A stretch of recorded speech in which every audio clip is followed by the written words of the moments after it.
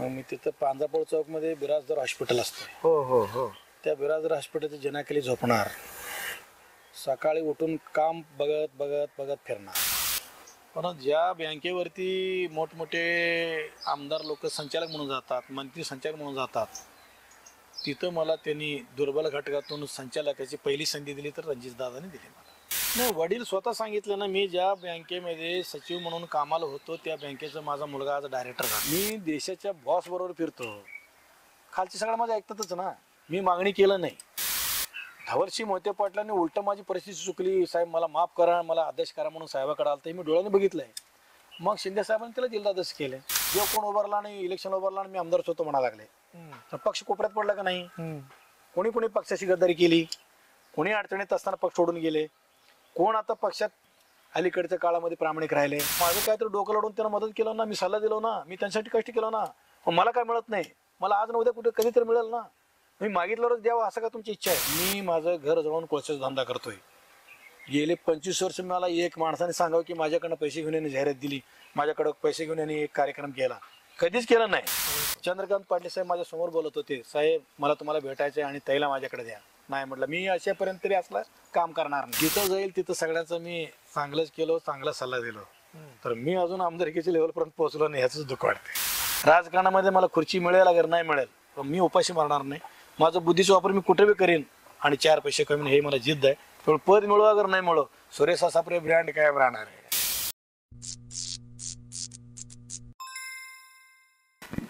नमस्कार, bread news चॅनलच्या podcast कार्यक्रमामध्ये आपलं सर्वांचं स्वागत. आज व्यक्ती नवीन आहे, विषयही नवीन आहे आणि व्यक्तीला जाणून घेण्याची उत्सुकताही जास्त आहे. कारण नेत्यांची मर्जी सांभाळत पक्षीय राजकारणामध्ये स्वतःचं अस्तित्व निर्माण करणारे आणि निर्माण करत करत जिल्हा परिषद आणि DCC बँकेचा प्रवास म्हणजे सदस्यत्व झाल्यानंतर सर्वसामान्यांच्या हिताची कामं केल्यानंतर आमदारकी नेहमीच हुलकावणी देत आली आणि ती का आणि कशासाठी ह्या सगळ्याचा उहापोह आज आपण करणार आहोत.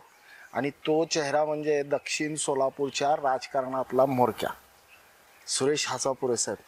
नमस्कार. नमस्कार. सुरेश हासापुरे हे नेमके कुठल्या गावचे आणि हे यांचं कौटुंबिक माहिती काय आहे, आम्हाला जरा परिचय करून द्या. माझं जन्म निंबर्गी तालुका दक्षिण सोलापूर येथे झाला. शालेय जीवनामध्ये शिक्षण झालं 7वी पर्यंत निंबर्गीत. मग पुढं 8वी 9वी 10वी भंडारकोटा, 11वी आणि 12वी सुद्धा भंडारकोटेमध्ये झाले. जीवन विकास प्रशाला भंडारकोटे. मग तिथनं पुढं माझी परिस्थिती फार हालाकीची असल्या कारणाने मला 12वी परीक्षेला बसता आला नाही. 12वी परीक्षा अर्धवट सोडून मी सोलापुरात आलो. मग इथं आल्यानंतर काहीतरी कामधंदे करावे म्हणून कुणाच्या ओळखीनं आणि कोणाकडे आले, मी स्वतःहूनच सोलापूरमध्ये आलो. काहीतरी काम पाहावं म्हणून मी मनापासून इच्छा करून मी एकटा सोलापूरला आलो. म्हणजे अपडाऊन करायचं तू? नाही नाही नाही, तिथनं जे सोलापुरात आलो. मग इथं ओळख्या पळक्या नव्हत्या. मग मी तिथं पांजापूर चौकमध्ये बिराजदार हॉस्पिटल असते. हो हो हो. त्या बिराजदार हॉस्पिटलच्या जनाखाली झोपणार, सकाळी उठून काम बघत बघत बघत फिरणार. मग पांजापूर चौकातल्या शेवटच्या गाड्यामध्ये राजेंद्र ऑटोमोबाईल्स म्हणून दुकान होतं, तिथं गाड्या पुसण्याच्या कामाला मी सुरुवात केली. आज माझी परिस्थिती सांगताना लोकांना खरं वाटत नाही. किती पगार होती तेव्हा? 30 रुपये 40 रुपये. हा काळ कधीचा होता? हे 1985-86. 85-86 ला. हा, 86 87. वडिलांनी कधी असं विचारणा केली नाही का की गाव बाहेर गेला? वडिलांची नोकरी चांगली होती, ते काय करायचं? DCC बँकेच्या माध्यमार्फत जे सोसायटी असतात त्या संस्थेचे सचिव होते. बर. तर काही कारणास्तव राजकीय दृष्टिकोन पुढे ठेवून राजकारणाच्या नेत्यामुळे वडिलांचं नोकरी गेली. हो. एक रेशन दुकान चालवत होते कंदलगाव येथे सेक्रेटरी असताना. बर. त्यातून वडिलांची नोकरी गेली आणि वडील सस्पेंड झाले. बर. सस्पेंड झालं त्यावेळी मी त्यावेळी 3री किंवा 4थीला होतो. बर. मग तालुक्याच्या गटातटाच्या राजकारणामध्ये वडिलावरती गुन्हा दाखल झाला. आणि वडील 3 दिवस वडिलांना कस्टडी मिळाली. मग तालुक्यातील दिग्गज नेत्याने सांगितले माझ्या आईला बोलून की नोकरी वाचवत असेल तर ते पाठीमागे जे गुन्हा दाखल झाले तुमच्या नवऱ्यावरती तर त्याला पैसे भरावे लागतील. तर आईनं आम्ही 5 भावंडे आईनं स्वतः त्यांच्याकडं पाया पडले की माझ्या नवऱ्याला वाचवा, माझं मुलं लहान आहेत. त्यावेळी कोणी ऐकलं नाही. आणि कांदलगाव गटातील 33 एकर जमीन लिहून देऊन 10,000 रुपये त्यावेळी भरले. वडिलाची निर्दोष मुक्तता झाली. प्रस्थापित नेतृत्व कोण होतं तेव्हा दक्षिणचं? ते आताच्या घडीला सांगण्यासारखं नाही. तालुक्यातील 2 गट होते, एक शिवधर अण्णाचं एक देवकत साहेबाचं. त्यावेळचे हे घटना हे कुठल्या गटाकडनं जास्त झालं? ते अण्णाच्या विरोधात गटात होते. अरे सगळ्या गोष्टी घडल्या, निर्दोष झाले. त्यावेळी आम्हाला शिकण्यासाठी आर्थिक पाठबळ नाही मिळालं. तर मोठा भाऊ विजयकुमार हसापुरे हे 22मध्ये कावळे मेडिकलमध्ये कामाला राहायला आले. 2 नंबर गावात चाकरी करायला लागला. 3 नंबर सिद्धेश्वर कारखाना लागला. 4 नंबर मी आणि 5 नंबर मी सिद्धेश्वर कारखान्यात लागला. 33 एकर जमीन हे संस्थेच्या 10 मध्ये दुसऱ्याला लिहून दिले. संस्थेच्या नावाने दिली का ते नाही, वैयक्तिक नावाने दिली, व्यक्तीच्या नावाने दिली. ती आजही त्यांच्याकडे गेलं ते जमीन. त्याचवेळी ते त्यांच्या नावाने 10,000 मध्ये. तुम्ही सांगत असताना तुमचं म्हणजे कंठ दाटतोय तुम्हाला, म्हणजे मग ते म्हणून ती परिस्थिती त्यावेळी तशी होती. आणि ते मी सगळं कुठं ओप केलं नाही आजपर्यंत. आणि मला ते सांगण्याची वेळ आला नाही. तुम्ही आता कुठल्या गावचा आहे आणि तुमची सुरुवात कशी झाली म्हटलं. म्हणजे मूळची ओळख ही तुमची होडी खडतर आहे. अतिशय खडतर मधनं माझा राजकीय प्रवास सुरू झाला. किती वर्ष तुम्ही बिराजदार मध्ये काम तिथे झोपलात? आणि मला वाटते 84-85 2 वर्ष. त्याच्यानंतर रत्नाकर गायकवाड साहेब कलेक्टर होते. त्यांची एक जाहिरात निघाली की खादी ग्रामोद्योग आयोगामार्फत अंबर चरखा चालवायचा. त्यावेळेस शिवलिंगांना दुधनी माझे सभापती होते. त्यांच्याकडे मी नोकरीला गेल्यानंतर त्यांनी सांगितले तुला सूत कताईच्या ट्रेनिंगला पाठवतो. मग गायकवाड साहेबाच्या GR नुसार मग त्यावेळी दुधन्याणांनी माझी निवड नाशिकला खादी ग्रामोद्योग कमिशनमध्ये सुपरवायझर साठी निवड केली. नाशिकला गेलो, ट्रेनिंग पूर्ण केलं. आल्यानंतर मग अण्णांनी इथं 7 अंबर चरख्याचे केंद्र काढले होते. मंडरकोटा, मंद्रुप, इंगळगी, दोड्डी, धोत्री, मुळेगाव. तिथं मी सगळीकडं ते सूत कताईचं काम पाहायचं, पगार करायचं. असं काम शिवलिंगांना दुधनीच्या क्षेत्राखाली मधला मारुतीला 300 रुपयावरती कामाला लागलं. 300 रुपये त्यावेळी. ह्या दरम्यानच्या काळामध्ये तुम्ही घरच्याशी संपर्कात होता? हो, तिथं ट्रेनिंगला असताना मानधन मिळत होता. मी घरी सांगत होतो. मोठा भाऊ कामाला होता, त्यांनी बी सांभाळत होता. वडिलाची नोकरी ज्यावेळी गेली तेव्हापासून आमची परिस्थिती फार बिघडली. आम्ही 5 भाऊ कामाला लागलो. मिळेल तेवढं काम करायला सुरुवात केली. दिवस आठवले म्हणजे पाठीमागचा दिवस 84 ते 88-89 पर्यंत. मग नोकरी करत करत मी बाहेर पडलो. वडिलांनी कधी म्हणजे चौकशी केली काय हो, त्यांनी तर आमच्या मोठ्या भावाच्या नोकरीसाठी, माझ्या नोकरीसाठी लय प्रयत्न केले. दुधन्याणाकडे केले, शिवधराणाकडे केले. त्यावेळी काय जमलं नाही. मग आम्ही ठरवलं आमच्या पायावर उभा राहायचा. मग दुधन्याणाने परत माझ्या भावाला माझ्या वडिलाच्या जागेवरती घेतले सचिव म्हणून. मग त्यावेळेस घरामध्ये काय चर्चा झाली? काय नाही, मी तर बाहेरच होतो. मी ज्यावेळी बाहेर आलो 83-84 सोलापुरात, मी मागे वळून बघितलंच नाही. मी लगेच मग काम करत करत करत दुधन्याणाच्या खादीग्रामध्ये काम करत तिथं नोकरीचा राजीनामा दिला. आणि लगेच मी इलेक्ट्रिक कॉन्ट्रॅक्टरचं काम पत्कारलं. त्यावेळी दावणगिरीचे एक शिवणेकर म्हणून माझे मित्र होते. त्यांनी म्हटले किती दिवस बसून राहणार आहे. त्या मधला मारुतीमध्ये एक मला शिकता आला की दुधन्याणा शिवधराणाकडे जेवढे तालुक्यातील जिल्ह्यातील मोठमोठे लोक होते त्यांची माझा जवळीक संबंध आला, परिचय झाला. असे कोण कोण यायचे तिथे? लय मोठं ते. त्यावेळी कोणाप्रे मामा, दिंडोरे मामा, दुधन्याणाचे गुरुनाथ पाटील, त्यावेळेचे गोपाळराव कोरे, मोठमोठे लोक तिथे यायचे. त्यांच्या राजकारणाची पद्धत पण निराळीच होती. निराळ होती. ते मधला मारुतीवर माझं त्यांचा एवढं ओळख आणि परिचय वाढली. त्यामुळे मी सगळ्यांना हवा असं वाटायला लागलं. मग त्याचाही मला फायदा भरपूर झाला. मी तिथलं राजीनामा देऊन बाहेर पडल्यानंतर सैफुल चौकामध्ये माझे शिवणेकर म्हणून यशस्वी इलेक्ट्रिकलचे मालक होते. बर. त्यांनी भेटले आणि त्यांनी मला सांगितलं आपण दोघं मिळून काम करू. हा. मला काय त्याची अपेक्षा नाही, नोकरीचा राजीनामा दिलो, घरी बसतो म्हटलं. त्यांनी काय ऐकलं नाही. चला बाबा म्हटलं. त्यावेळी तुझं BLD म्हणून एक हिरो होंडा गाडी होती, त्याचं मागं बसून आम्ही इलेक्ट्रिकचं काम घेण्यास सुरुवात केली. प्रयत्न केला असता त्यावेळी विटू माने होते. बर. रवी पाटील साहेबांचे खांदे समर्थक 7 रस्त्याला विटू माने साहेबांची ओळख झाली. हो. ते काय करत होते? ते ऍक्टिव्हवर फिरत होते त्यावेळी. त्यांचं ते सगळं गँगवर प्लॅन होतं. हो. बासराय म्हटलं तुलाही बोल कायच म्हटलं. मला सोरेगावला येऊन गेले. सोरेगावला गेलो, त्यांचं एक रूम वायरिंग करायचं होता. चला मिळते तर मिळते म्हणून एक वायरिंग त्यांना करून दिलं. म्हणजे इलेक्ट्रिशियनचा कोर्स तुम्ही केलेला होता का? नाही, या माझा जे मित्र होता त्याला अनुभव होता. तो त्याच्याकडे म्हणजे त्यांच्याकडून अनुभवाकडून त्याने त्याचं एक दुकान होतं सैफुल चौकात, यशस्वी इलेक्ट्रिकल दुकान. त्या दुकानाच्या माध्यमातून मी जरा शिकलो. त्याच्या बरोबर दोस्ती झाल्यामुळं. तो किती वर्षाचा काळ? एक 6 महिने. 6 महिने. मग मी त्यांनी म्हणून काम हुडकत विटू माने साहेब भेटले. सोरेगावला गेलो, त्याचे घर वायरिंग करून दिलं. म्हटलं काय एक नंबर छान केलं म्हणून बस मागा. त्यावेळी उत्कृष्ट हॉटेल होता. हो, उत्कर्ष. अनेक मातबर नेते सुधीर करंजमाल, विटू माने, ते अनेक तिथं सप्टेंबर ग्रुप ते बसत होते. तिथनं मी माझा जरा परिचय, माझा जरा दोस्ती करण्याची पद्धत वेगळी. मी सगळ्यांना सांभाळून जाणार, बोलणार असल्या कारणाने खुलून बोलणार.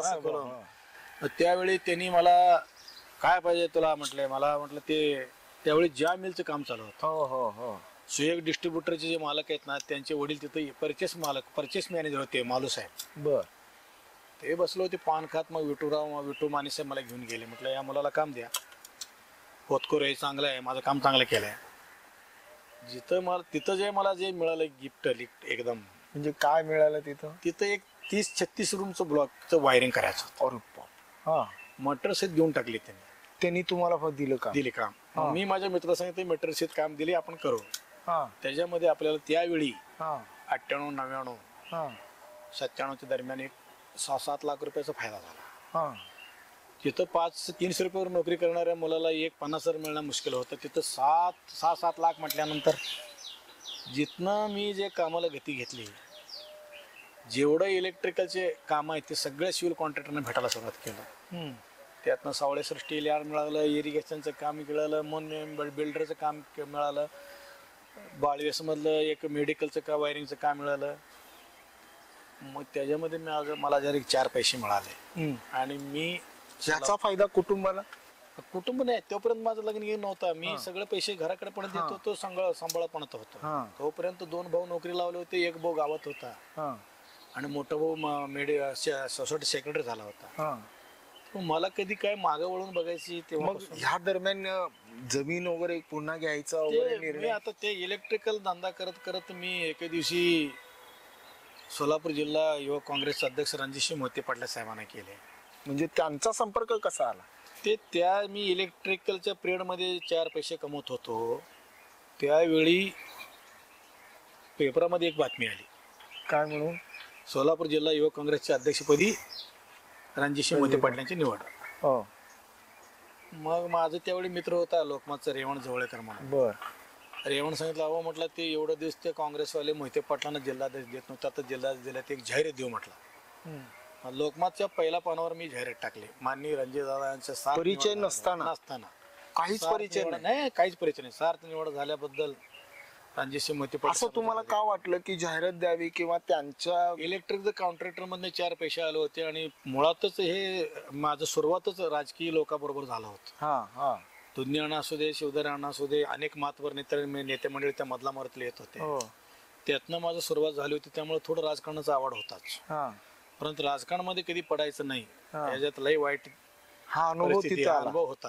ते तर भरपूर अनुभव होता. या चर्चेमधूनच हा अनुभव आलेला? या चर्चेतून मला अनुभव आला होता. मग ह्या नेत्यामध्ये सगळ्यात इम्प्रेसिव्ह असणारा, तुमच्या मनावर असा पगडा ठेवणारा कोण होता? पगडा मला त्यावेळी राजकारणाचं रसच नव्हतं. परिस्थिती बिकट असल्या कारणाने मला पैसे फार कमवायच्या सवय लागली. ज्यावेळी माझ्याकडून पैसे आले त्यावेळी तुमच्यासारखेच एक पत्रकार रेवण जवळकर म्हटला, देऊ एक जाहिरात बघा तरी म्हटला. आपण पहिल्या पानावर कोपऱ्यात एक जाहिरात दिली. दुसऱ्या दिवशी त्यांचा मित्र होता बाळेस मध्ये नागनाथ चितकोटी, त्यांचा फोन आला, तुम्हाला रणजितदादा घेऊन या म्हटलं म्हणून. चला म्हणून रणजितदादा बोलत म्हणून जाऊ म्हणून मी रणजितदादाकडे गेलो. बर. मग त्यावेळी रणजितदादाने सांगितले काय काम करण्याची इच्छा आहे. म्हटलं काय नाही, जिल्ह्याचं राजकारण माहिती आहे म्हटलं, मोठमोठे नेत्याबरोबर राहिलेलं आहे म्हटलं, जिल्ह्यामध्ये 2 गट आहेत म्हटलं, मी तुमच्याबरोबर काम करायची इच्छा आहे म्हटलं. क्या बात अरे आहे. काय बोलतोस म्हटले. मग बरं कार्यक्रम करणार नाही तुम्ही, त्या दिवशी सगळे मिळून शिवरत्न बंगल्यावर या म्हटले. हा मग त्यावेळी मी इथनं दक्षिण तालुक्यातून 11 जीप करून सगळ्या कार्यकर्त्याला भरून दादाचा सत्कारला घेऊन गेलो. हा मग त्यावेळी संतोष भीमराव पाटील वाडकबाळकर हा. ही एक राजकारणामध्ये शिंदे साहेबाचं गट होतं, मी एक नवीन राजकारण मोहिते पाटलाचं गट म्हणून त्यावेळी तयार झालो होतो. म्हणजे गट किंवा राजकारण करायची इच्छा नाही नाही नाही, नसतानाही मला राजकारण अप्रत्यक्ष जायचंच तुम्ही- नव्हतं मुळात. हा मग मी गेलो रणजितदादाकडे सत्कार केलो, तिथं भाषणं झाल्या.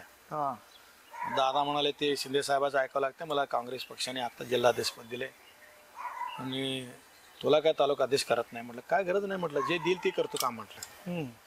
मग त्याला अध्यक्ष केले, मला जिल्हा खजिनदार केले. हा.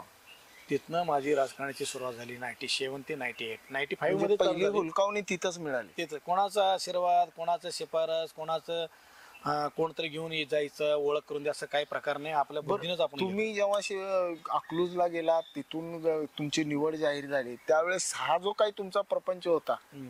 तो ज्येष्ठांचा, ह्यांच्यामधून कधी तुम्हाला विचारणा झाली का की बाबा तिथं कसं काय गेलास तू, असा नाही, कसा नाही, निर्णय नाही. घेतला? त्यांचं मी ज्यावेळी त्यांच्या क्षेत्रामधलं राजीनामा देऊन बाहेर पडल्यानंतर मी इलेक्ट्रिक कॉन्ट्रॅक्टमध्ये पैसा कमवला.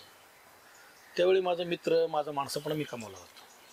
राजकारणामध्ये कधी पडायचं नाही असं माझं डोक्यात असताना देखील जे सहवास आलं होता मधला मारुतीच्या ऑफिसमध्ये, ते सातत्याने मला गप बसू देत नव्हता.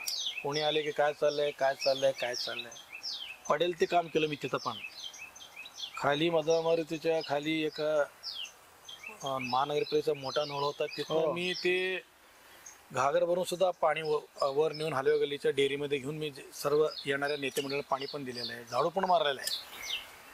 मला कधी वाईट वाटलं नाही. माझ्याकडे ज्यावेळी 4 पैसे आले त्यावेळी मी रणजितदादाच्या सहवासात गेलो.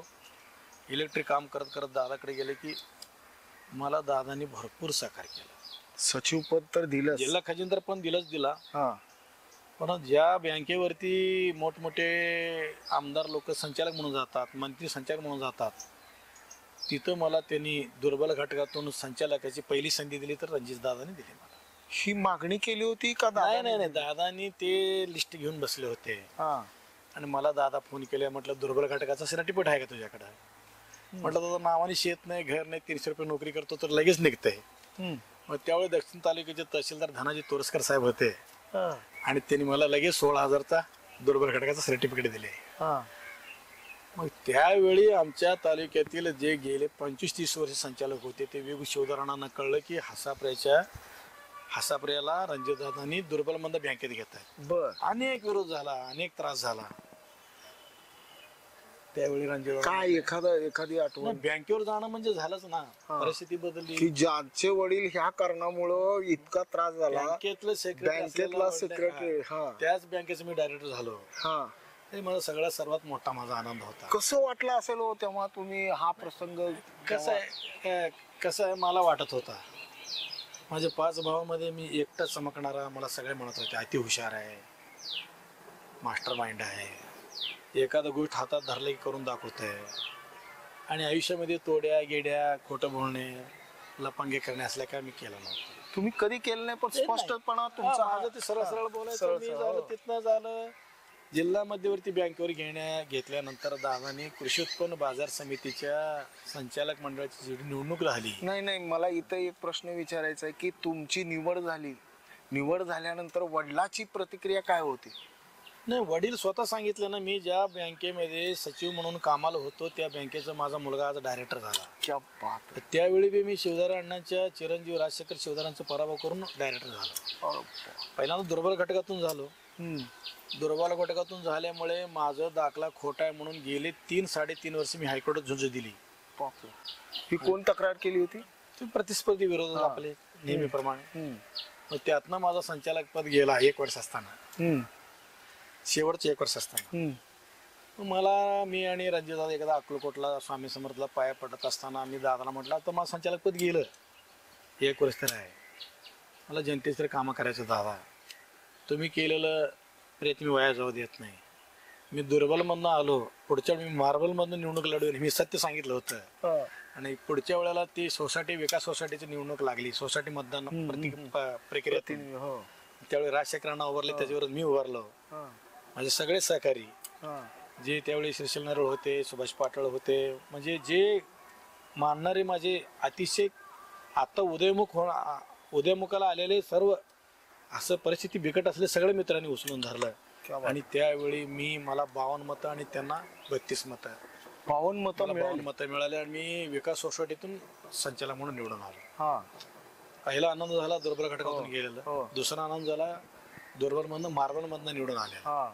मी परत मागे वळून बघितलं नाही. कृषी उत्पन्न बाजार समितीतून संधी मिळाली, तिथं उपसभापती झालो. इलेक्ट्रिक कॉन्ट्रॅक्ट करत करत मग मी थोडं इलेक्ट्रिकला फाटा मारलो. मोहिते पाटलाचा संवाद गेल्यामुळे मी लगेच कॉन्ट्रॅक्टर म्हणून सिव्हिल कॉन्ट्रॅक्टर म्हणून इकडं जरा टर्न घेतलं. त्यावेळी विजयदाचा आशीर्वाद, रणजिताचा आशीर्वाद, PWDचे मिनिस्टर होते, त्यांनी सांगितलं हा आपला माणसाला मदत करायचं. त्यात मी संधीचा सोना केला. मग त्याच्यानंतर मग मी DCC झाली, मार्केट कमिटी झाली, मग जिल्हा परिषदला 5,500 मताधिकारी निवडून आलो. नंतर मग दूध संघावर परवा गेलो. मग माझ्या मनामध्ये सारखं म्हणत होतं की बा आपण काहीतरी जनतेसाठी करावं. दक्षिण तालुक्यातील जनतेना, शेतकऱ्यांना वर्षाला 10 कोटी कर्ज मिळत होतं, वर्षाला 10 कोटी.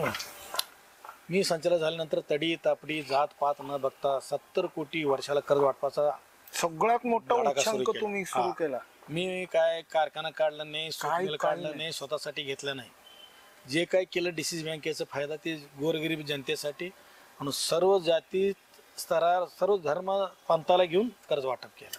पण मी ज्यावेळी कर्ज वाटप केलं 70,000 कोटीचं, त्यावेळी 2दा कर्जमाफी झालं. त्यामुळे अनेक गोरगरीब शेतकरी माझ्या पाठीशी खंबीरपणे उभा राहिला.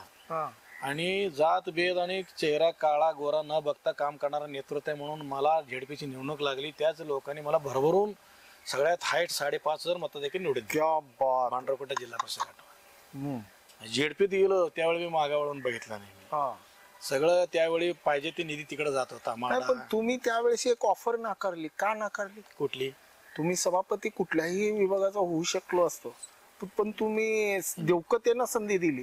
नाही, त्यावेळी तालुक्यातील लोकांनी, तालुक्यातील ज्येष्ठ नेत्यांनी, जिल्ह्याच्या नेत्यांनी ठरवलं की सुरेश असापुरे हा डोकेबाज आहे. अतिशहाणा माणसाला जर आम्ही कुठं बसवलं तर त्याने आम्हाला हितच बसवेल, त्याला पुढं जाऊ द्यायचं नाही, आता हितच त्याला घोडा अडवायचा. प्रत्येक वेळी माझा फायदा घेत होते, माझा सल्ला घेत होते, सगळ्याबरोबर मिळून मिसळून वागत होतो. माझा बुद्धीचा जे पाहिजे ते सगळं वापरून गेल्यानंतर माझं नाव बरोबर कट करत होते. त्यामुळं माझं नाव तेवढी कट झाला नाही. आमचा समज असा झाला की बाबा येणाऱ्या विधानसभेला तुम्ही काहीतरी म्हणजे इच्छुक आहात म्हणून तुम्ही देवकतेंना संधी दिली. नाही, देवकत साहेबाचं राजकारण म्हणावं तसं 1 नंबर चांगला होता. तर त्यांनी असं कधी खुणचीचं राजकारण केलं नाही. बर. त्यांनी गोरगरीबाला सोबत घेऊन काम तडीत आपण काम करत होते. माझ्यावरती एक प्रसंग आला, मी त्यांच्याकडे गेल्यावर त्यांनी माझं एक काम केलं होते. ते एक माणूस जरा तडीतपडीचा जरा वगळला तर बाकी इतर लोकांनी मला फक्त पाण्यात बघत होते. अरे बापरे, काय नेमकं कारण? हे अतिहुशारपणा, डोकेबाज. त्यामुळे ते म्हणत होते ह्यानी इथं ठीक आहे म्हणून. म्हणजे असं म्हणायचं का की राजकारणामध्ये अतिशहाणपणा पण चालत नाही? नाही, अतिशहाणा होऊन चालत नाही. म्हणजे मूर्ख असं मान खाली घेऊन मूर्ख होऊन पेढा खाला तर पुढे जाते. हे आता अनुभव यायला लागलाय.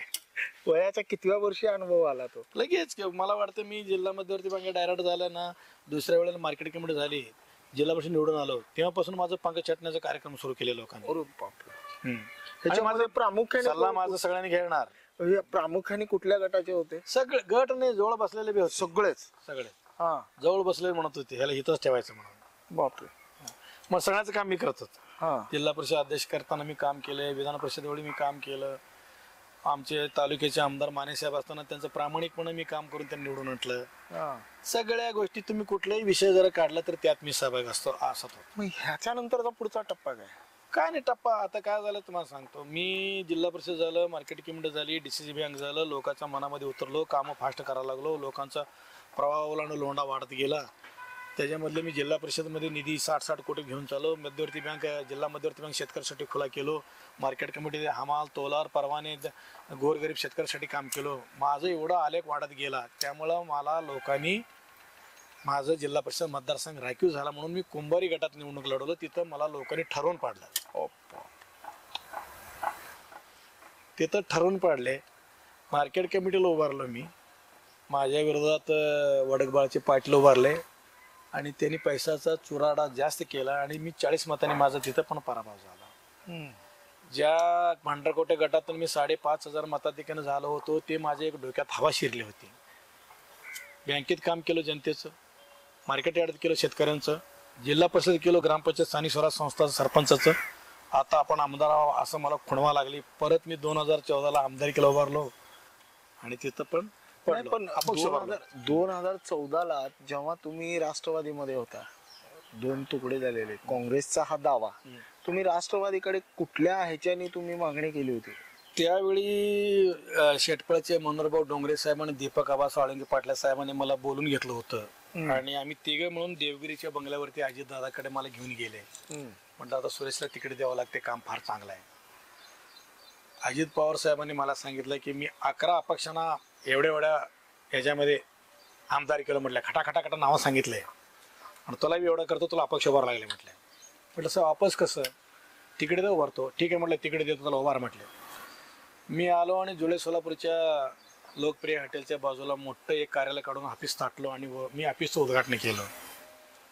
आणि जे घटना कधीचे? जे हे घटना 2013-14 ज्यावेळी काँग्रेस आणि राष्ट्रवादी फाटाफूट झाली त्यावेळी मला ह्याच अजितदादांनी मला तिकीट देतो आणि तू उभार म्हटलेले होते. तर मी मागायला गेलो तर त्याने म्हटले आता स्वतंत्र लढायचे, तू जरा थांबावं लागते. मला थांबवले आणि काँग्रेसचे कट्टर असलेले राष्ट्रवादीत घेऊन तिकीट दिले ते बाळासाहेब शेळकेंना आणि मला नाकारले. मला त्याचा राग आला. माझं काम एवढं चांगलं असताना आता लोक माझ्या पाठीमा असताना तिकीट नाकारलं, तर म्हणून मी अपक्ष उभारलो. त्यावेळी मला 6,000 मतं पडले. शेळके साहेबांना 12,000 पडले. MIM ला 12,000 पडले. गणेशदादा वानकरनं 12 पडले. आमच्या सगळ्याच मताच्या बेरीजमुळे सुभाष देशमुख निवडून आले आणि दिलीपराव माने पडले. मग 6,000 तुम्हाला तुमच्या अपक्ष पडले. अपक्षाचे त्यावेळी इंडीचे आमदार रवी पाटील साहेब पण उभारले होते. त्यांनाही 4,000 पडले. ते सगळ्यात खाली गेले. मी ते 6,000. यावेळेच्या ह्याच्यामध्ये साठे लोटाचं राजकारण झालं. नाही, मी कोणाकडे जातच नव्हतं ना. फटकळ स्वभाव, तोंडासमोर बोलणे, तोडे करायचं माहित नाही आणि ऍडजस्टमेंट करायचं मला माहित नाही. 100 लोकांना सांगितले काढून घे म्हणून, मी काढून घेतलं नाही. त्याच्या अगोदर आपण दिलीपराव माने साहेबांना आमदार केलं ना. परंतु त्यांनी बी काय आम्हाला विचारलं नव्हतं तेवढा, कोण काय उभारलं मी निवडून येतो म्हणत होते. आम्ही उभारलो, ते पडले आणि सुभाष देशमुखचा उदय झाला. म्हणजे तेव्हापासून माझं पराभव मला आमदारकीचं काय पडलेलं दुःख वाटत नाही. ज्या जनतेसाठी, ज्या व्यापाऱ्यासाठी, ज्या शेतकऱ्यासाठी मी काम केलं ते कुंभारी गटामध्ये मी जाण्याच्या अगोदर 1 कोटीचा निधी घेऊन दिला होता. त्या धोत्री असेल, दर्शनाळ असेल, आपला कुंभारी असेल, तिथलं लोकांनी आणि म्हणजे सांगायचा मुद्दा म्हणजे आपल्या जवळच्या आणि नेत्यांनीच मला पाडला. तिथं मी जिल्हा परिषदला 5 वर्ष मागे जे निवडून आल्यावर जिल्हा परिषदेमध्ये काम केलं होतं ते माझं लई मोठं काम होतं. त्यामुळं ह्याला जिल्हा तुम्ही अनभिज्ञ का बोलताय? जवळचे असं नेते कोण जवळचे नाही? लई जण आहेत जवळच, पण लई जण आहेत. ते नाव सांगण्यासारखं नाही. त्यांचा उपकार माझ्यावर आहेत. त्यांचं नाव सांगून मी कशाला खोटं. बर. आणि बाहेरच्या जवळचे असे सगळ्यांनी तयार होऊन कुंभारी गटात पाडले. कुंभारी गटात पाडल्यामुळे आणि कृषी उत्पन्न बाजार समिती पडल्यामुळं मी अलिप्त झालो होतो. म्हटलं नको, हे आपलं क्षेत्र नाही. 4 पैसे होते म्हणून आपण करायला गेलो. आता आपलं पिंड नाही म्हणून मी परत मग शेतीकडे वळलो. चांगली शेती केली मी त्यावेळी. किती केली शेती? त्या माझं एकूण शेती तिथं 32 आणि 55 80-90 एकर जमीन केली मी. माझ्या आई वडिलांचं इस्टेटला धक्का न आला होता. मी स्वतः कमवलेली ती शेती. क्या बात आहे. त्या शेतामध्ये मी द्राक्षे लावलो, ऊस लावलो. मी आता शेती करायचं ठरवलं. चांगलं ऊसाचं उत्पादन पण केली, द्राक्षाचं उत्पादन पण घेतला. 2 वर्षामध्ये मी परत स्टँड झालो. मग इतकं सगळं मोहिते पाटलाकडून किंवा राष्ट्रवादीकडून मिळाल्यानंतर पुन्हा काँग्रेसकडे परतीचा प्रवास कसा काय? ते सांगतो ना. मी ज्यावेळी राष्ट्रवादी होतो त्यावेळी अजितदादांनी नाकारलं. कशामुळं? मला राष्ट्रवादी मी असताना जिल्हा परिषदच्या 2 जागा, पंचायत समिती 4 जागा निवडून आणलं.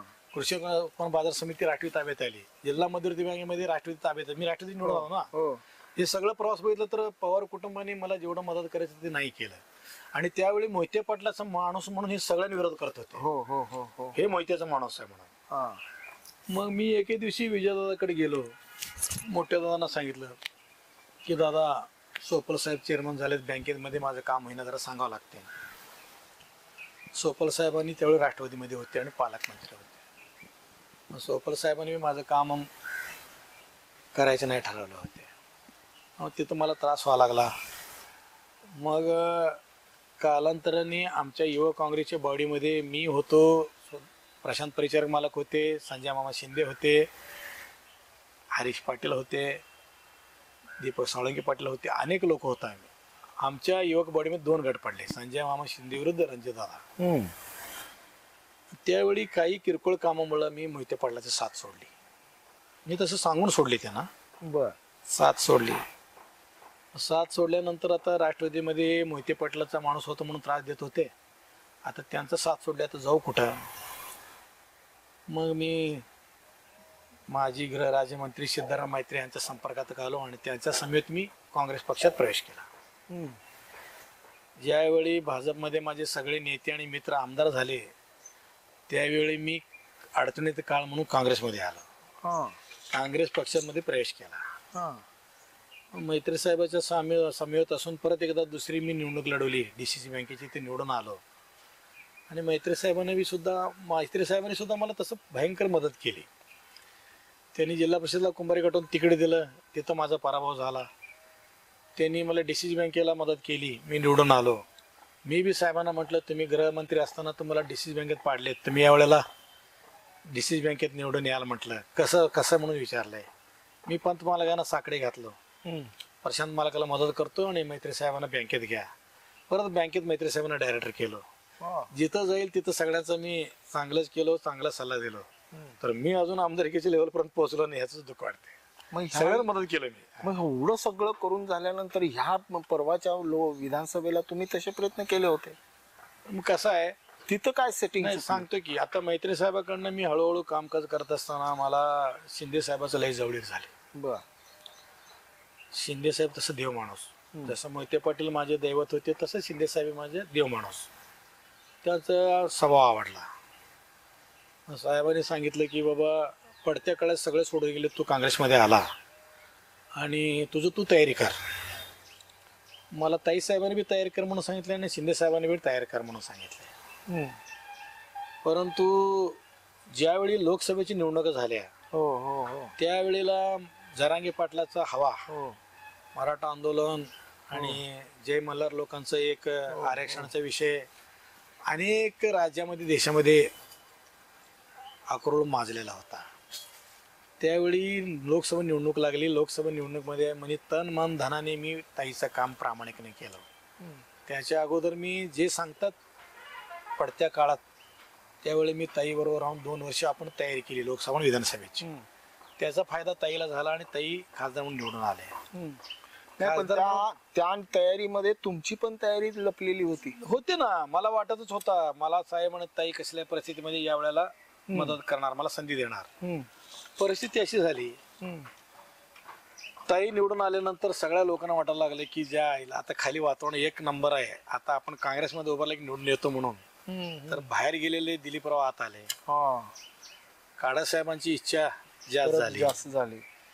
आमच्या तालुक्यातील एक हसापूर एक पुढे जाऊन म्हणून एक गट सातत्याने कार्यरत आहे 1997 पासून ते गट जागृत झाला. तो खालचा की वरचा? खालचा. ते गट जागृत झाला. शिंदे साहेबाला जाऊन सांगायला लागले काय करा, परंतु माने आणि हसापूर सोडून तिकडे द्या मला. अरे बाप. मग माने हसापूर सोडून तिकडे म्हणत साहेब विचार केले की आमच्यासाठी भरपूर केलेला मुलगा आहे, भाजपमध्ये अनेक लोकांची मैत्री आमदार आहेत, तरी आपल्या बरोबर एकनिष्ठ राहिला, ताई बरोबर एकनिष्ठ राहिला, माझ्याबरोबर एकनिष्ठ राहिला, आता ह्याला कशाला आपण बळीचा बकरा द्यायचा. म्हणून ताई आणि साहेबांनी मला सांगितलं सुरेश यावेळी तू थांबावं लागते. साहेब थांबतो, तुम्ही सांगत असाल तर थांबतो. आणि त्यांचा सल्ला मला फार मोलाचा वाटतो. कसा? त्यांनी मला वाचवलं, कारण ह्याच्यामध्ये मी टिकलो नसतं ना. आता ते माने साहेब भांडण काढायला लागले मला तिकडे द्या म्हणून, काळासाहेब भांडण काढायला मला तिकडे द्या म्हणून. आणि उभारले किती, वंचित आघाडी उभारले, मनसे उभारलं, आणि MIM माहिती उभारलं, उभारलं, प्रहार उभारलं. सगळं सगळं उभारलंय. त्याच्यामध्ये मी कुठं टिकलं नसताना माझे पैसे पण गेले असते. मला वडिलकीचा सल्ला आणि एक देव माणसाने सल्ला दिला म्हणून मी शिंदे साहेबाचा आणि ताई साहेब तिथं थांबलो. तुम्ही थांबलात, पण आणखी एक इच्छा लपलेली होती तुमची, काय? जिल्हा अध्यक्ष पदाची. नाही नाही, मी साहेबांना सांगितलं, तुम्ही जोपर्यंत असाल, तुम्ही काँग्रेस पक्षात असाल, तुम्ही जोपर्यंत इथं सोलापूर आम्ही तुमच्याबरोबर राहू, तसं मी काय तुम्हाला मागणार नाही. देशाच्या एक उच्च माणसाबरोबर विचार करा. राज्याचे मुख्यमंत्री कोण होते? शिंदे साहेब. उपमुख्यमंत्री कोण होते? विजयदादा होते. त्यांच्याबरोबर 15 वर्ष घालवले मी, ह्यांच्याबरोबर 7 वर्ष घालवतो. 2 दिग्गजाच्या लोकांबरोबर फिरतो, उडतो, बसतो. हा माझा विश्वास आहे ना, हा माझा मोठेपणा आहे ना. त्यांच्या गाडीत बसतो, त्यांच्या घरात जेवतो. हा किती मोठा विश्वास आहे. मोठा विषय. ह्याच्यापेक्षा अजून काय पाहिजे? बरं, त्यांनी एक फोन करून सांगितल्यानंतर कुठेही माझं राज्यात आणि देशात काम अडत नाही. पण मीच व्हावं इच्छा होती, पण अनेक इच्छुक उदंड झाले ना. अनेक लोक मी आज यावेळेला आमदार होणारच म्हणून इच्छुक झाले. संतोष पवार होते, सोमेश वैद होता, महादेव कोगनर होते, दिलीपराव माने साहेब होते, धर्मलाल काडे साहेब होते, अपक्ष 100 होते. मला माझ्या ताईने आणि साहेबांनी सांगितलं थांबावं लागतं, म्हणून मी थांबलो म्हणून वाचवा ना. मोहिते पाटलांनी भरपूर राजकारणात सुरुवात केली. एंड शिंदे साहेबाच्या गाडीत आहेत माझ्या, समजा तुम्ही काँग्रेस पक्षामध्ये. मला जिल्हाध्यक्ष पदाची काय गरज आहे? मी देशाच्या बॉस बरोबर फिरतो. खालची सगळं माझं ऐकतातच ना. मी मागणी केलं नाही. धवलशी मोहिते पाटलांनी उलट माझी परिस्थिती चुकली, साहेब मला माफ करा, मला अध्यक्ष करा म्हणून साहेबाकडे आलं. ते मी डोळ्याने बघितलंय. मग शिंदे साहेबांनी त्याला जिल्हाध्यक्ष केले.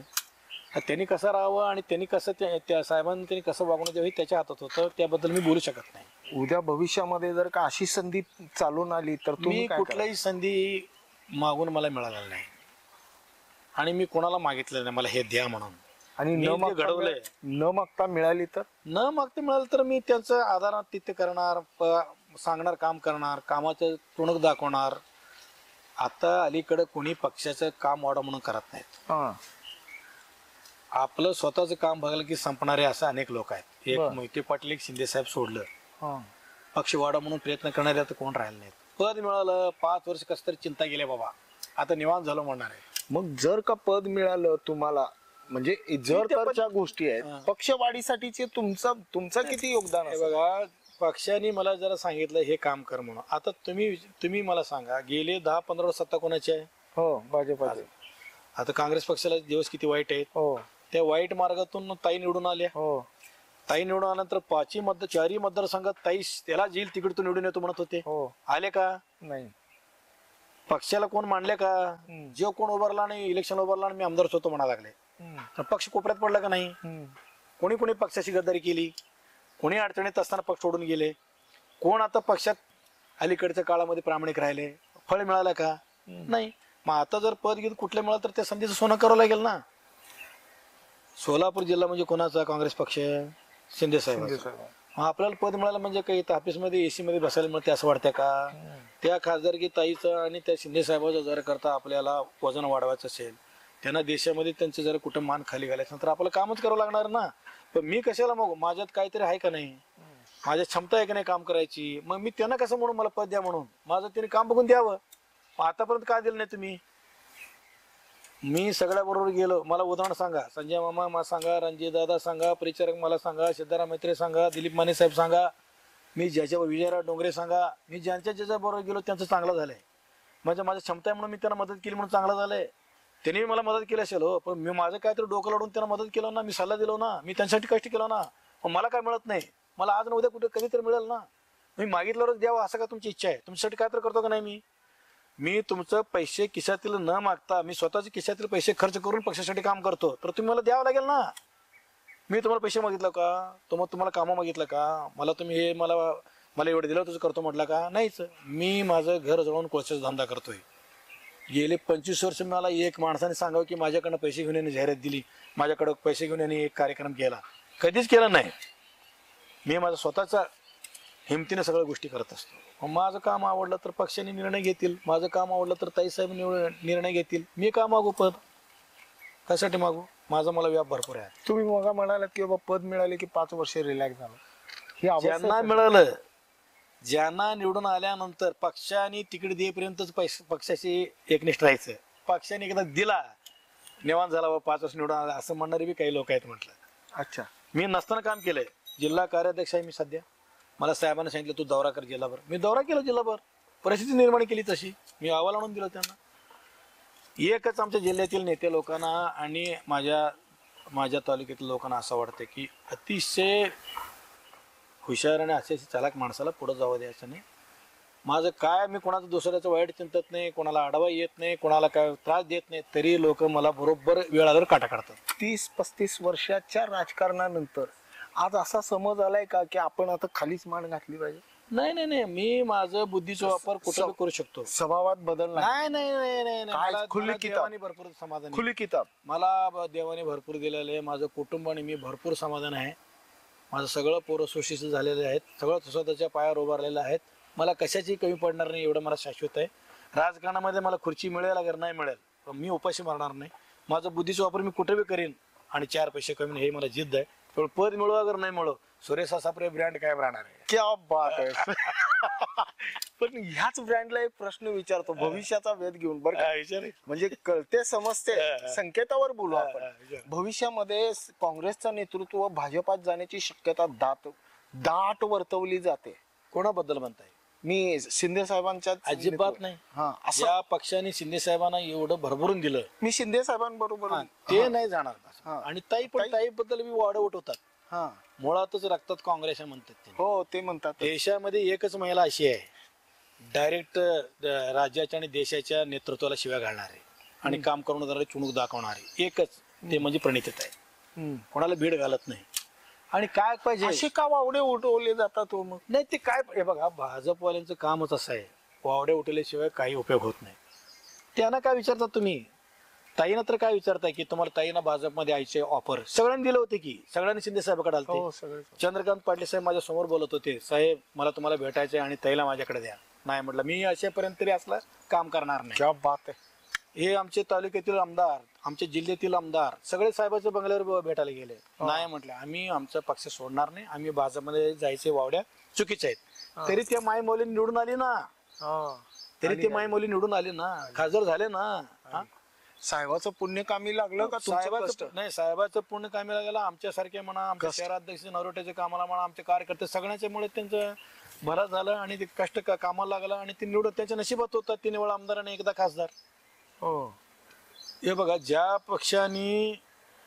पक्षातील लोकांनी गद्दारी करून साहेबाला पाडले आणि आई साहेबाला पाडले, त्याचं फासकेलाच निर्मा पावडर लावून धुवून काढले की नाही मुलीनं, ताईनं. काय राव त्यांच्या कामाची स्ट्रॅटेजी सफर पूर्ण झाला की नाही शिंदे साहेबांमुळे. मी शिंदे साहेबांना म्हणत असतो, साहेब सगळ्यात तुम्हाला आनंद कुठला झाला सर? तुमच्या डोळ्यासमोर तुमच्या लेकीनं खासदार झालेला म्हणतो, तुमचं परवा धुवून काढलेलं म्हणतो.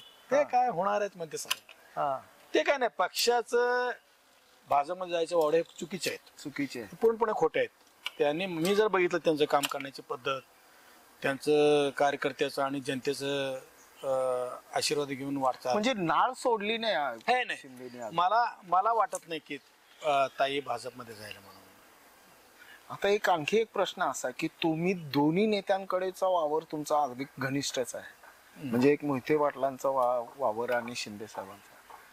ह्यांच्यामध्ये कसे कार्यशैली ह्या दोघांची कार्यशैली तसं म्हणावं तर शिंदे साहेबाचं राजकारण तसं मावळा. सर्व धर्म समान होतं आणि सर्वाच्या खांद्यावर टाकून काम करणार आहे. कोणाचे मन धोकायचं नाही, तोंडातून कधी फटकन बोलायचं नाही. त्याचं उलट काम मोहिते पाटलांचा. एकदा दणका दिले तर दणका द्यायचा आणि एखादा कार्यकर्ता उचलायचा तर भक्कमपणे उभा करायचा. कार्यकर्त्याचं कारखाना उभा करायचं काम आणि भक्कमने करायचं आणि त्याला संपवायचं, हे काम मोहिते पाटलाचं. त्या पद्धतीनं म्हटलं तर शिंदे साहेबात तसं काय नाही.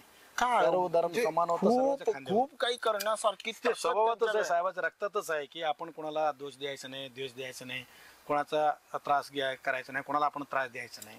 म्हणून आज 84 वर्षाचं युद्ध ताटमाने जगतात ना. नीती आणि नियत आणि कर्म स्वच्छ असल्यावर जसं जगतात तसं जगतातच की, तसं त्यांचं काम आहे. त्यामुळे ह्यांचंच वेगळं आहे. साहेब ह्यांचं काम करायचं वेगळं आहे आणि ह्यांचं काम करायचं वेगळं आहे. ह्याच 2 नेत्याशिवाय आणखी कुठल्या बड्या नेत्यांशी संपर्क आला तुमचा? मी सुधाकर पवार परिचार मालकाबरोबर काम केलं. कसा काही काळ गणपताबाबरोबर मी काम केलं जिल्हा मध्यवर्ती बँकेत. दिलीप सोपल साहेबाबरोबर मी काम केलं. पप्पा साहेबाबरोबर मी काम केले. जिल्ह्यामध्ये जे काही मातबर नेते मंडळ होते ते सगळ्या नेते मंडळ बरोबर मी 1995 पासून काम करतोय. ह्याच्यामध्ये सगळ्यात जास्त प्रभावी किंवा आवडणारा कामाच्या पद्धतीनं कामाच्या पद्धतीमध्ये त्या पद्धतीने बघितलेलं एक मोहिते पाटील पण चांगले आहेत, एक शिंदे साहेब पण चांगले आहेत. परंतु माझा एक स्वभाव आहे, हा दोन नेते आपल्याला रिसर्च टाकले असताना ह्यांना बाजूला सावरून कुणी मंत्री झाले की त्याच्या दारात जायचा, कुणी हा. पालकमंत्री झाले की त्या रेस्ट हाऊसला जायचा, ह्यांच्या नावाने कुठेतरी लेटर पॅड द्यायचा, 4 कामं घ्यायचा, पळापळी करायचा आणि ह्यांचं जाऊन त्यांना सांगायचं, त्यांचं जाऊन ह्यांना सांगायचं. मला ती आवड नाही. हा ह्या मोहिते पाटील जा त्याच्याकडे मी पाठवलं मात्र जायचा. ते किती मोठं असलं तर ते रेस्ट हाऊसला जायचं नाही, स्टेशनवर घ्यायला जायचं नाही. हा माझं तत्व. त्यामुळे शिंदे साहेब सांगते तेवढंच ऐकायचं, मोहिते पाटील सांगतात तेवढंच ऐकत होतो मी. ते दोघांच्या सहकार्याने माझं चांगलं झालेलं आहे. मी वाईट म्हणत नाही. पण राजकारणामध्ये एक अशा आहे नितीनराव, 100 काम करून जर एक झालं नाही हा हा तरी कार्यकर्ता म्हणता हे माझं काम केलं नाही त्या मोहिते पाटलांनी, ते काम केलं शिंदे साहेब म्हणून नाराज होते. तशी आजकालची आमची पिढी आहे. त्यात मी पण आहे म्हटलं तर चालेल. तुम्ही आता किती वेळा म्हणता तुम्हाला आजपर्यंत काय दिलं काय दिलं नाही, आमदारकी हुलकावणी दिली, मागायचं नसते. त्यांना कळत नसते का त्यांसाठी काम करतो.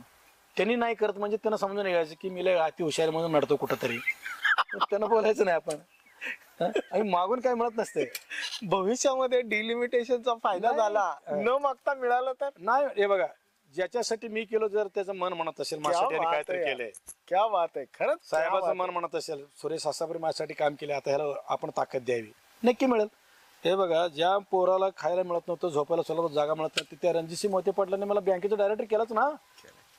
ते कसं काय राहण्यात, ह्याने कसं काय राहण्यात. मग मी त्यांच्याशी प्रामाणिकच आहे. मी मरेपर्यंत सांगणार माझ्या तिसऱ्या पिढीला, आपल्याला ज्यांनी अडचणीत काळात उचलून धरलेत, ज्यांनी आपल्याला पद दिलेत, त्यांनी आपल्याला खुर्चीवर बसवलेत, एक मोहिते पाटील आणि शिंदे साहेब, हे 2 स्वभावाची माणसं मी जोडले गेलेलं आहे. त्यांच्याबरोबर लायकीने राहावा. आणि मी माझ्या मुलाला कुठल्या राजकारणात आणलं नाही, आणायचं काय प्रसंग मला आजपर्यंत आलेला नाही.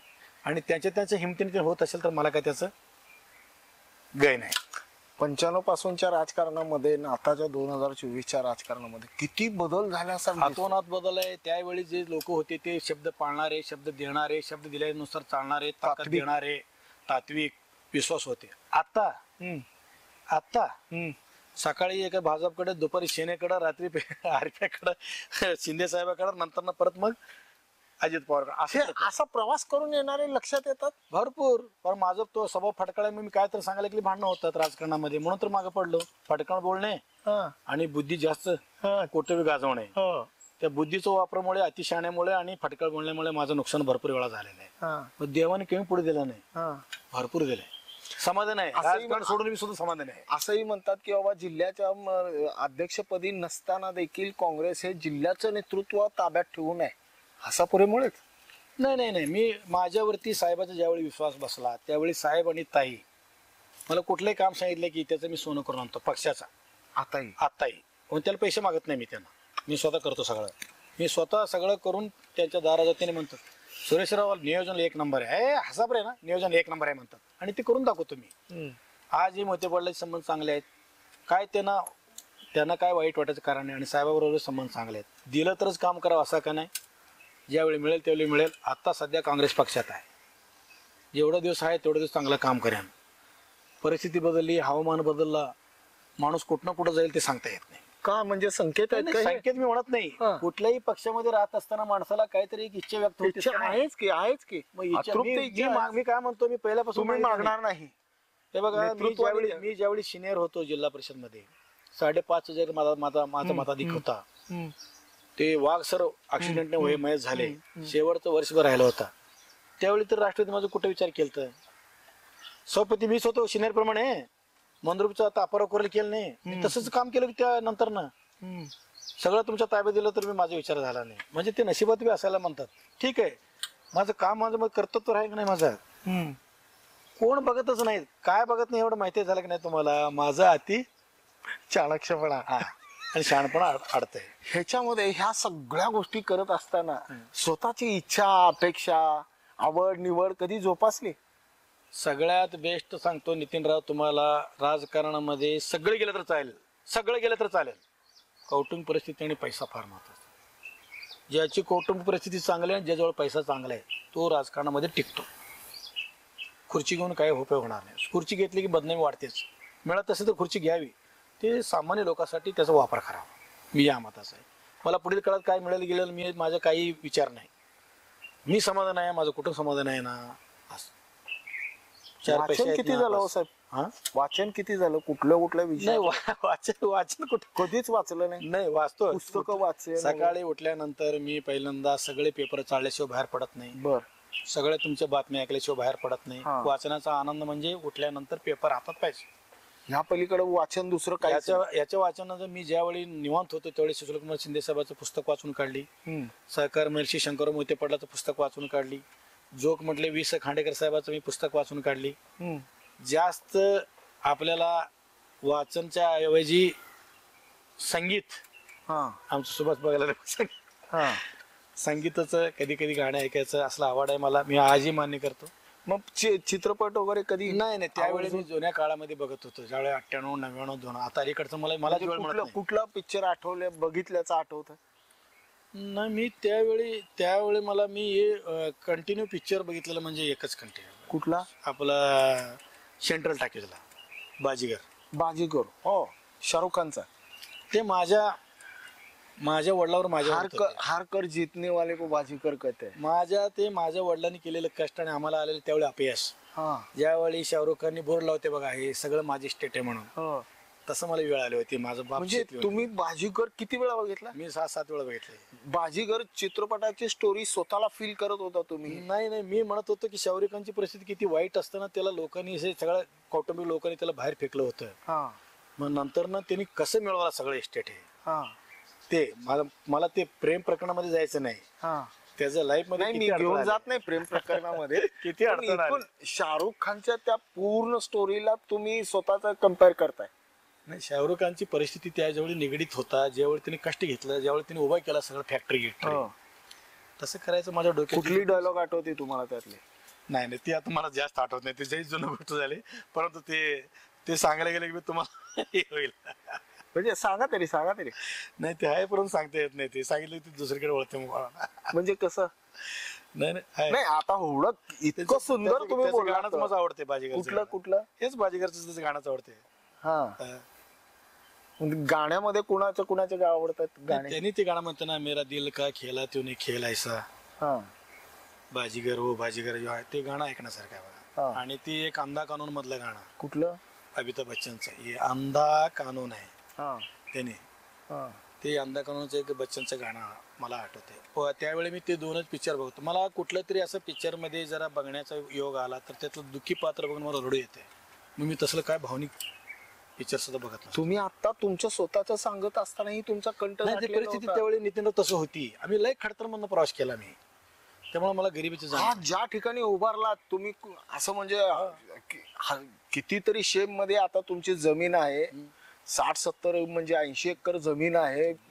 अनेक म्हणजे प्रचंड श्रीमंत मुलं वगैरे सगळे. आज मागं फिरून बघितल्यानंतर दुःख वाटते. कारण मी मूळ परिस्थितीला मूळ जमीनवरती राहून गोरगरिबाचं दुःख जाणारा, माझं पाठीमागचे दिवस काय हे दुःख जाणारा मी माणूस आहे. आणि भरपूर देवाने मला आता सुखी ठेवलेलं आहे. पुढच्या काळामध्ये मी 2 दिग्गज नेत्याबरोबर प्रवास केला ह्याचा मला फार आनंद आहे.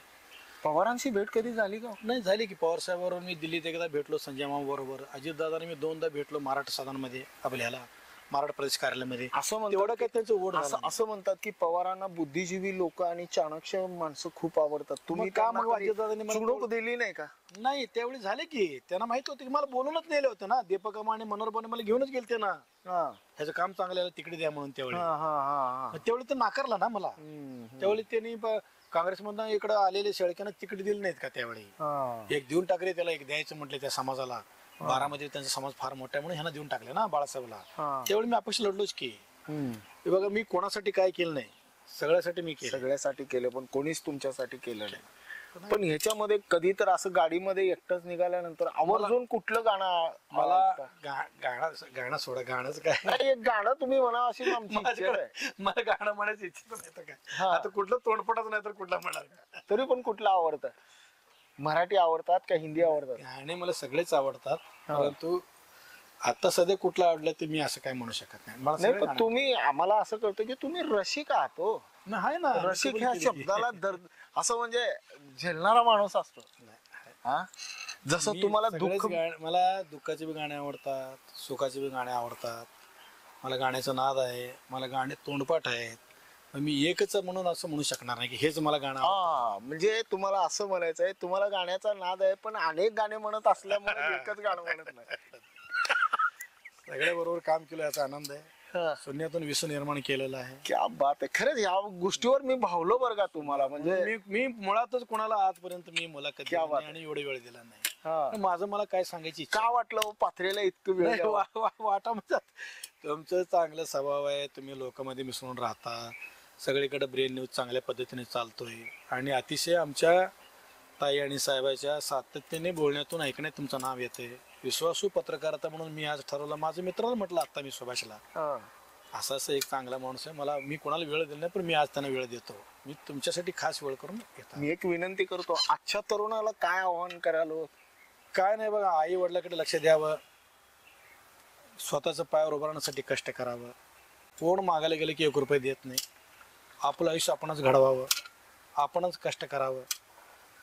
जर संसार झाला असेल करून घेतलेला, मंडळीला म्हणा मुलांना काय असं त्रास न देता सगळ्यांना सुख दुःख समजून घेऊन त्यांच्या प्रभावात राहावा. आपण चांगलं असेल तरच बाकी सगळे चांगले आहे.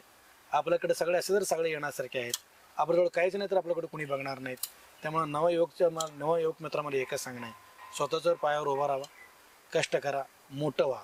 कुठं अडलं नडलं तर माझ्यासारख्या माणसाकडे या, मी तोल नाही फुलाचे म्हणून तुम्हाला मदत करून मोठं करेन असं मला वाटतं.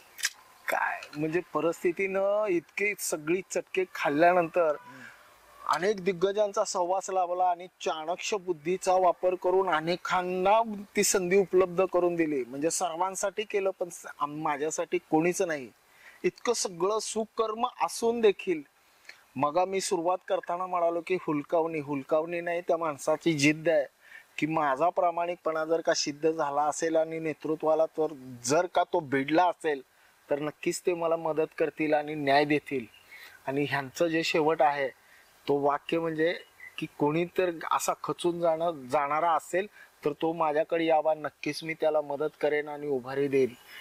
हसापुरे साहेब, खूप सुंदर मुलाखत दिलात, भावनिक झालात आणि खूप म्हणजे तुमचा न दिसलेला कधीच तो पट आम्हाला दाखवलात, त्याबद्दल धन्यवाद. आणि खरंच एवढं म्हणजे तुमच्या डोळ्यात पाणी आहे की हे सगळं आठवल्यानंतर वाईट वाटतं ना? 100% वाईट वाटणार ना. परिस्थिती काय होतो, मी काय झालो आणि आता पुढं काय होणार याचं मला माहित नाही. पण जनतेची समाधानी सेवा एकदम समाधान आहे. सगळ्यात जास्त समाधान मी आहे.